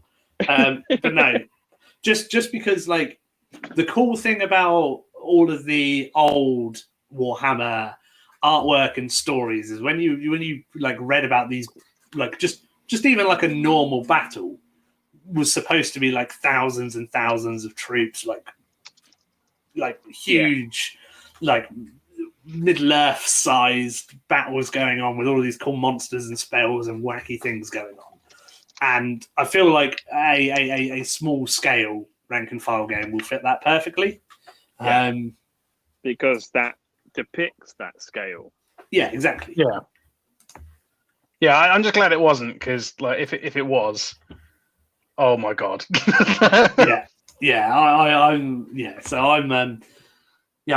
willing to hold on, obviously. And if you have watched Day 6, which we finished just before jumping on here, you'll know that it is not Old World. It is, in fact, the teaser for Age of Sigmar 3rd edition, which I was a bit dubious of whether or not it would actually come out this year, just because of COVID, pretty much. And I mean, they haven't really said when it's going to be dropped yet, though. No. So I would imagine this is probably going to, like, 40k last year would have been earlier than it was. So I imagine Age of Sigmar is going to be later in the year anyway. But we've seen some beautiful models, some ridiculous pieces of artwork. Like the picture of the Lady Stormcast, that new Lady Stormcast just diving into a big pile of tentacles and spawn. That's the front cover of the rulebook, apparently. Yeah, it's next level artwork. Yeah, I was quite excited by that model when they were previewing it. I even in our chat, I went Sigma. Oh, it's not Sigma. Yeah, it's a woman. So we've got It's I was hoping for another god to be on the battlefield. Yes, we didn't get Sigma. We've got Yin Rasta, who is apparently a new type of Stormcast, and sort of same level as the Celestant Prime. So one of Sigmar's big heavy hitters out there, stabbing things with a big spear and a big sword with big flappy wings and lightning and all of the good stuff. I can't read that, Sam.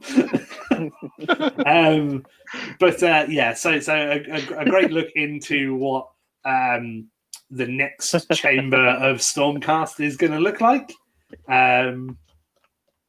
And if by the models that we've seen, if they're anything to go by, it's another great addition to the Stormcast range. I think it's a good update, considering where the story has gone with Stormcast. It's exciting. I think these are some of my favorite looking, like even just like basic spear pleb guy. Yeah, that's much nicer than. Nice. Yeah, that's much basic nicer. Hammer guy. Yeah, they seem a bit more like svelte as well, a bit more like in proportion. Yeah, that's what I was going to say. They just seem proportionally correct. Yeah. So just awesome looking models. And then so we saw a preview of some of the different poses you can make out of that kit in different paint jobs. So there's like some really cool poses. They look like they're fighting phalanxes, which is a really cool aesthetic. Had a bit of a 300 feel. Yeah, absolutely. Big shield, big spear. Over the top. Tiny loincloth. Tiny loincloth, yeah. and abs. That's what it's all about. Yeah. Mega abs. To make it, family friendly, we're going to put you in armor. Yes, yeah, absolutely. But those are really nice, like svelte. Like I said, they look in proportion, everything like that. Those are cool. But this is better. Yeah, then there's the Chonky McChonkerson. There's the Paladin Annihilator, which is essentially a Terminator Stormcast. Yeah. And parenthesis. Oh Lord, he coming. This guy spent slightly longer in the gym. Yeah. This one's ridiculous. Like the hammer is so over the top. I love it. I like what they pointed out in the chat, that it's got literally like an embossed front. Yeah. So when I smash your head in, it is saying goodbye. Yeah, it's just autographing the dead at that point. Isn't it? But yeah, just a ridiculous model. Like the look, considering that even though this is a paladin, so it's one of the like slightly more elite guys in the Stormcast range. The level of detail on that is outrageous. Like that shield is beautiful. He's a big boy as well. Is that like a 50mm base he's on? I think that's still a 40 looking at it, but it looks tall. It fills the base.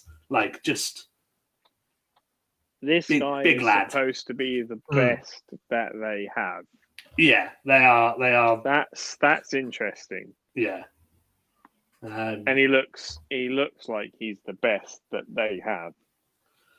Yeah, I think that's the best thing about him. He looks like what he should look like. Yeah, and he's got a big lightning hammer and a big circular shield. So in my mind, I'm gonna paint it as Captain America. Sigmar's definitely hit the shit fan button. Like stuff's gone south. And he's unleashed the Chonker boys. Yeah. So hashtag can't possibly open another chamber. Hashtag I'll do what the fuck I want. Yeah. The hell I can't. Yeah. which was one of the best videos GW have ever done. Essentially. Yeah. I'm very excited for this, but they sort of teased what the Stormcast are going to be fighting, and fingers crossed, this is going to be an entirely new range. Well, that's the thing. There is already a troll army. Yeah, because you can make trolls out of the Gloomspite. You can just do Troggoths from that, can't you? Yeah. They've got Troggoth characters and big Troggoths and little Troggoths and different types of Troggoths. I feel like I peaked. So this seems to be set in the realm of beasts with Kragnos coming back out of his cage and Centaur army. It could be Centaur, but I got a really calling it here now. Age of Centaur. I got like a really creepy like Southern Bayou vibe from the video. So it didn't quite have banjos, but if it's got going to be a bunch people, of Texans driving around in little cars, caging gator people on fan boats. Drinking Come on, Sheriff. That would be great, and it would fit within Age of Sigmar because, but this could be like there could be fish people, like, but they won't have crab. They won't have crab. They'll have crawfish instead.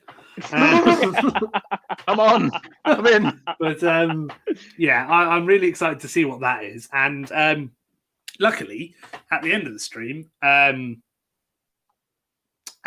and Eddie said that there are still 2 more preview weekends in May. Yeah.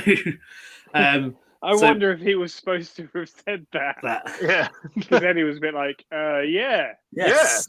yes, there are. It happened. I love Adam. He's a little special sometimes.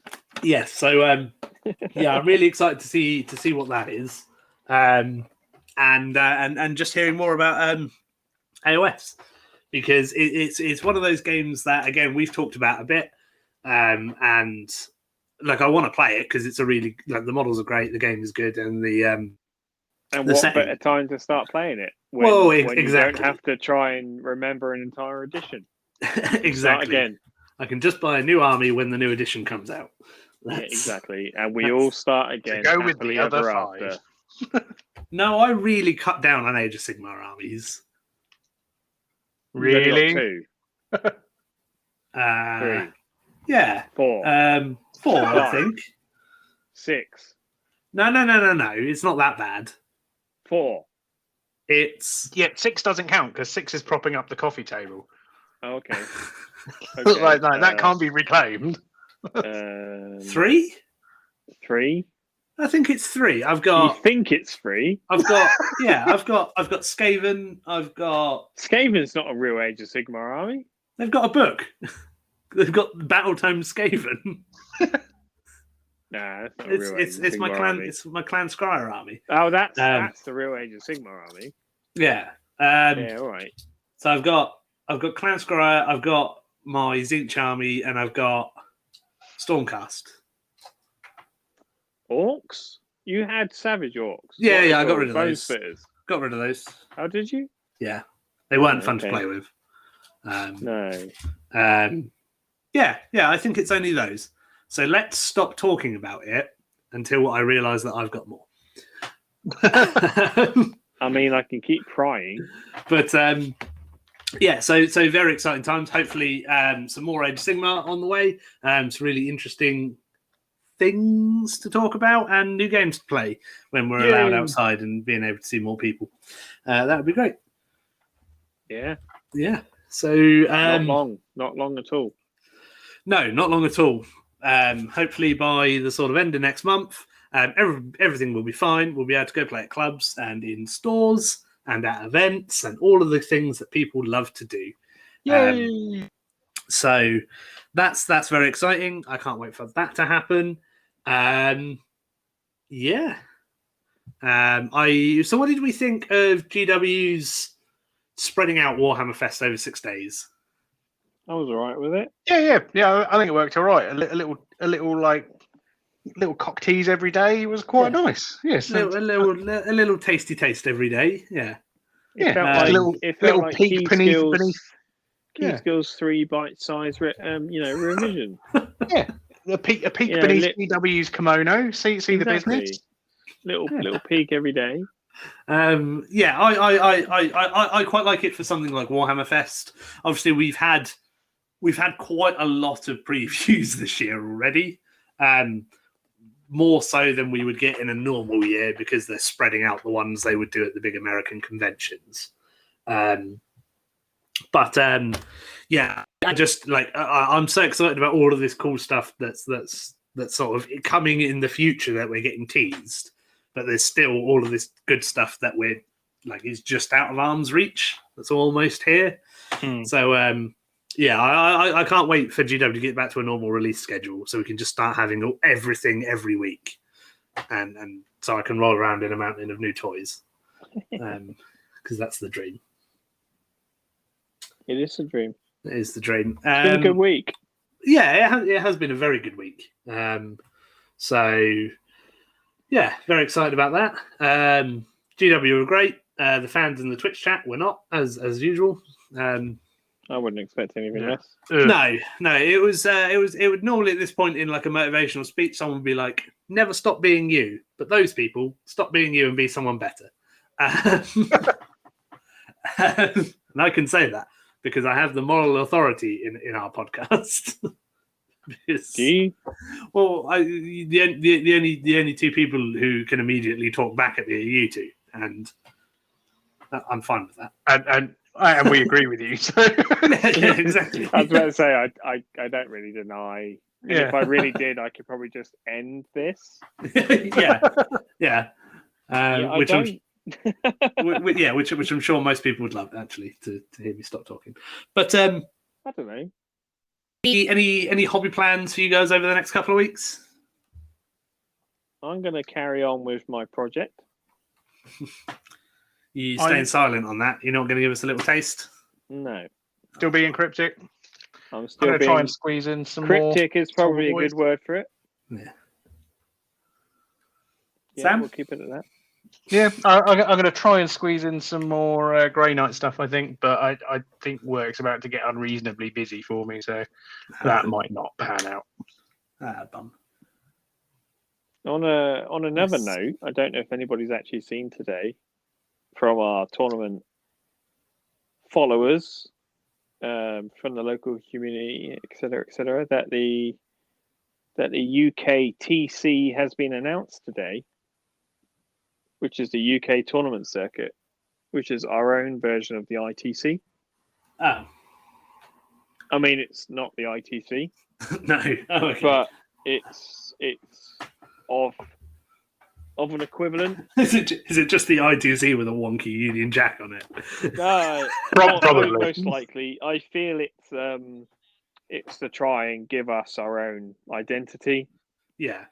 More than anything, it's brought by the gents, so Zach and so on from the for the London GT scene and so on like that. But I mean, if it comes of anything, it's quite exciting. Absolutely. To feel that we've got our own. I mean, the hobby is effectively UK based, isn't it? So its own UK identity would be quite cool, maybe. Yeah. I mean, there's nothing stopping you from being incorporated in both when you run an event, this, that, the other. Oh, that's good. That's good to hear. So something else for tournament players out there in the world, in the UK, should I say? That's I didn't realize that was a thing, but I don't. No, I only literally saw it before I logged on, so I thought I'd give it a mention. That's exciting. Yeah, very good. UK tournaments. UK tournaments. Best in the world. Best in the world. Hosted by Confrontation Events. Boom.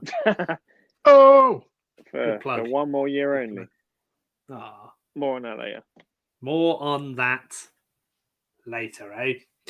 Anyways, right. Thank you very much for joining me late on a Saturday evening, gentlemen. I hope you enjoy the rest of your weekend, and I'll catch up with you both soon. Yeah, boy. Much love.